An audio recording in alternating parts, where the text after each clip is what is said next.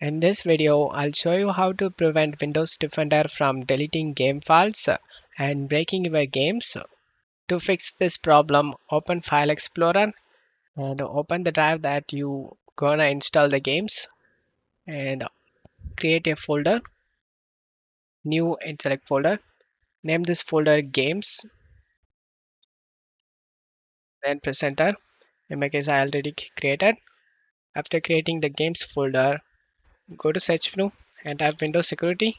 Click on open it. Select the virus and threat protection and select the manage settings. Scroll down and select add or remove exclusions and select yes. And select add an exclusion and select folder. Navigate to the games folder that we created. Select the games folder and select folder option. And the games folder has been added to this list.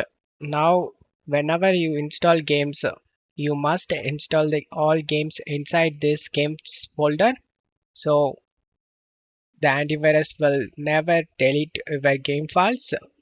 I hope this video helped you guys. If the video helped you, don't forget to leave a like and subscribe. Thank you.